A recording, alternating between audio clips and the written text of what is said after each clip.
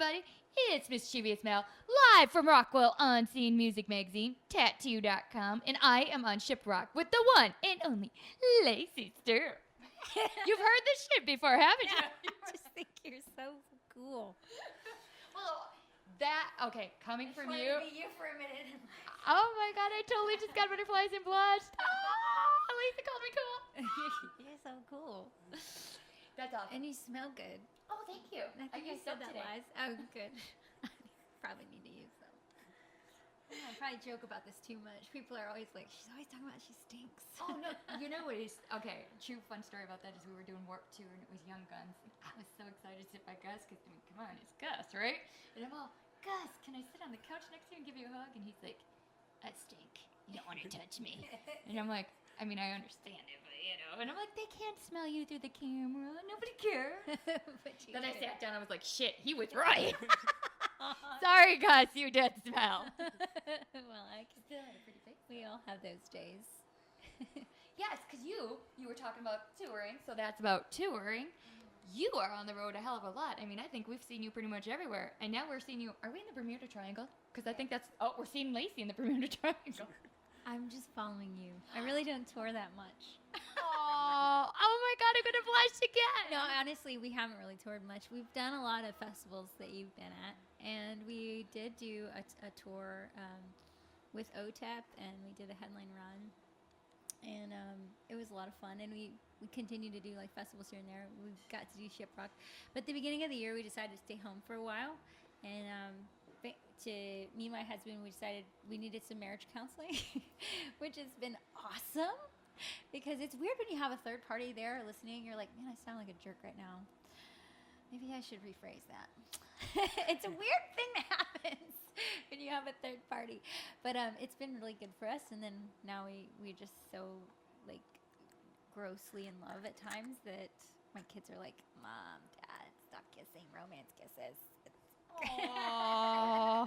Yeah, my kids at that point too, like, oh, gross. Can I just leave the house? I'm like, I like that, but at the same time, we're still trying to just keep our family in the right place, which is hard. And so then we have to make choices. And so he's like, let's go off the road for a while, and we were able to do that, which was one of the biggest reasons why I wanted to do a solo thing, because I wanted to be able to say, like, if my kids are having issues with the road or whatever, we can go home at any time. So that's what was so cool about doing this. you know what is awesome about that is, like, as a mom, everybody's like, isn't it so cool you get to go on the road and hang out with rock stars? I said, yeah, and I love it, but I also have a kid at home. So on the one hand, I'm excited, and on the other hand, you feel guilty. But then when you're there, because she's 17 now, it's like, she's like, for 5 minutes, Mom, I love you. Then it's like, I hate you so, get out of my face. I'm like, whoa, I'll go back on the road now. Yeah, and that's the thing is that you have to decide, what time it is. And so the thing is, you don't always get the opportunity to, like, my mom is a single mom with 6 kids. She didn't have the opportunity to say, well, I probably need to go home. No, I need to pay my rent or we're going to be homeless. So I have a really unique privilege, I think, to be able to make those choices. And so I appreciate that. And we decided to do Shiprocked, and we brought our kids. So they're hanging out with our manager's wife, who's like a nana to them. She's like, I wouldn't love you anymore if you were my own grandkids. And so they're having a really fun time here. I'm going to interject. Oh, imagine that. I'm going to interject for just a second. This is Rockwell behind the camera. One of the coolest things that I saw in 2016 was you at Rock on the Range, side stage, watching POD with your kids, your husband and kids, just hanging out. That was really cool. And I was tempted to take pictures, but then I was like, no, Lacey's with her kids, It's okay. So that was awesome to see you on the road as a family. That's really special. Yeah, and that's the thing, a lot of times when we have family, we don't think about it because our society just doesn't present children in a way that, people always joke like, oh, you want to take my kid? And they always talk about how awful they are and, all those things. But in some cultures, they have kids and like, oh my God, if I don't have kids, like, what am I? Like, you know what I mean? Like, in some cultures, it's a really big deal to have a kid. So I notice, like, it just depends on how you view it, sometimes. Is this a curse or is it a blessing? And so we just you just figure out, well, can we go to the concert and bring our kids? Let's just have them along. And if it's not good, then maybe it's not good for us either. I don't know. It's the season we're in as people, as parents. I don't know. So we just figured out. Now, your kids are younger because me and him are starting like step 2. Ours is going to be graduating and leaving. And it's terrifying. And everybody's like, whoa, you're letting your kid run off and you're leaving your kid. I'm like, I'm not leaving my kid. That's the natural order of things. I've been sitting in the bedroom rocking back and forth like, oh my God, she's leaving. You have to work yourself out of the job. They have to take over. It's like they're going to have to make their own choices, Aww. So you've been doing a good thing. I think, though, your attitude like with that also influences your music. Because your music, oh my God, is so uplifting but angry and positive and real at the same time. You know what I mean? Like, it doesn't sugarcoat shit. Like, I'm so sick of people that are like, well, I'm religious, so you know what? Everything's, like they try to make it. They're not really. Religion is just a sham, but they're not spiritual by any means. Like, they wouldn't do anything godly or Buddhisty or whatever they believe in if it bit them in the ass, But it's all about, oh, did you see me at church? Did you see, and it's like, are you paying your way into heaven? Because you ain't going to make it. There's a lot of money. That's like, there's not enough. No, I don't know. I'm just joking. But yeah, I know what you mean. And that's what really turned me off about all of that. And like, that's like, I just really love rock music because, and I'm so surprised there's not more people who've had encounters with God. And actually, I've seen there's so much more lately than ever. I got to meet Dave Mustaine the other day, and I was like so amazed at him. The first thing he talked to me about was God, and he's just so real. Like, and just he can say whatever he wants. Like, you don't have to press anybody. And he's just like, hey, so I heard you love Jesus, and he's just like looking at me. I'm like, well, yeah. Did you say hi before that though? Because that's like a weird opening line. No, he didn't. He doesn't care what I think about him. But the thing is, there's Dave Mustaine, and then there's obviously we get to hang out with Sonny, and it's a beautiful thing to watch his faith impact his life the way it does.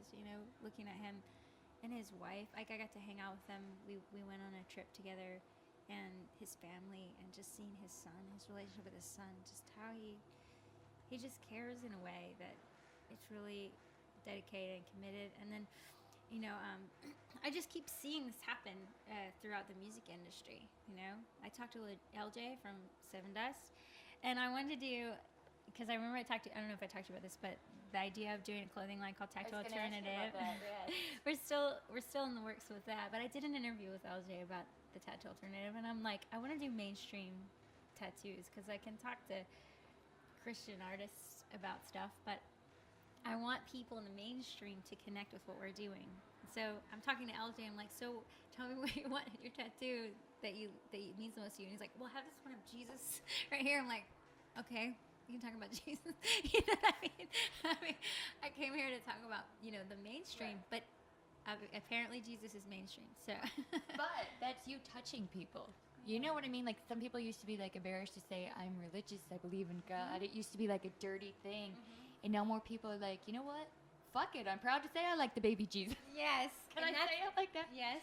He doesn't mind. And Bono would probably say it like that. There you go. And he's the coolest guy probably in the world right now. And you kind of touched on tattoos because you were saying about your shirt line. Is it okay to explain to people what you want to do with that? Yeah, I wish that, and maybe it will come to pass sooner. There's been back and forth about what we're going to do with it. There was talks about it being like a TV show type thing. It got away from what I really wanted in the beginning. And so now we're kind of back to the beginning idea. It's just I know so many people. I don't know why I get weepy right now, but I know so many people that have such passion for life, and they have such a message in them that's just like their heartbeat, and they get tattoos about those things.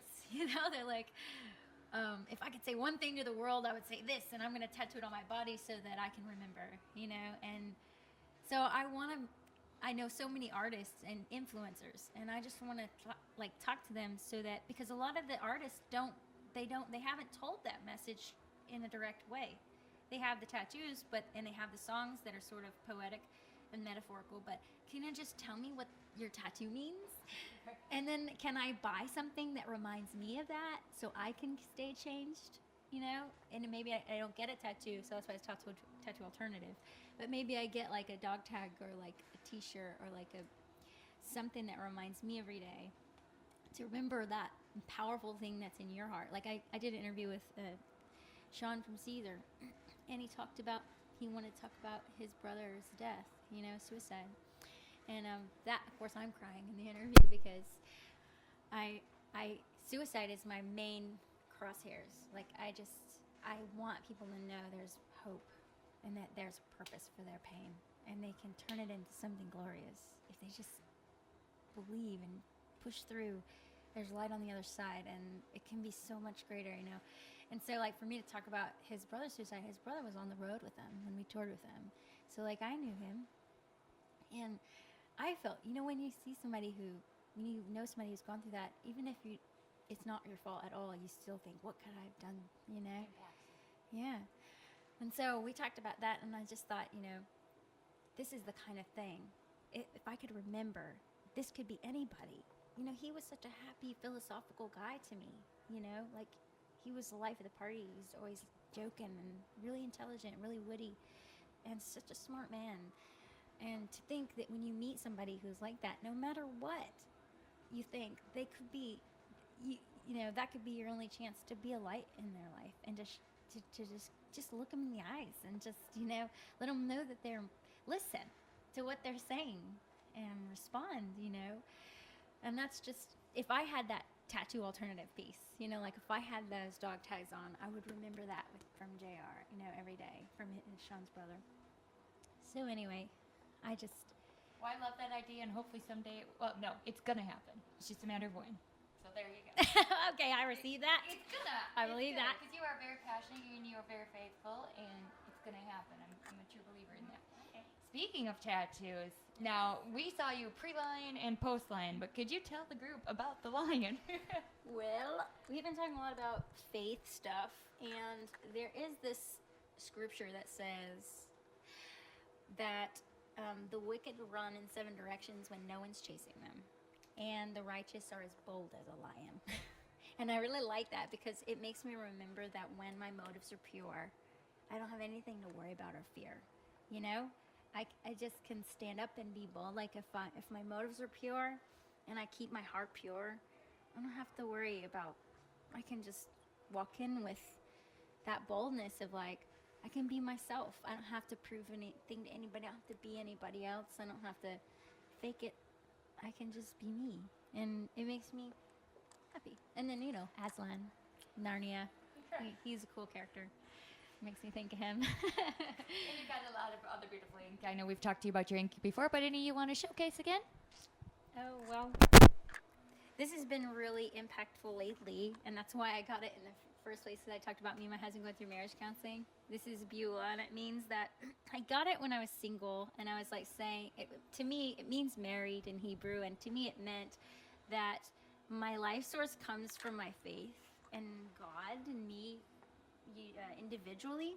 And so often in my marriage, I like try to cling on to my husband to be my life source, and then he's like, I'm not God, and it doesn't work, and then I have to come back and go, sorry, I was doing that to you, and then all of a sudden I can find my center again. And so that's kind of what this means. And then the vines are something my husband designed.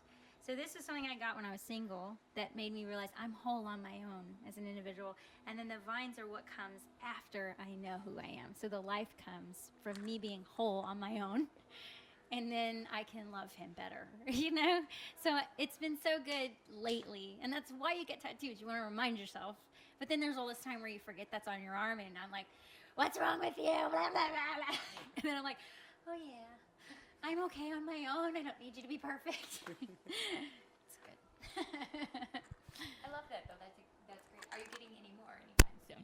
I was just thinking about this yesterday. I don't know.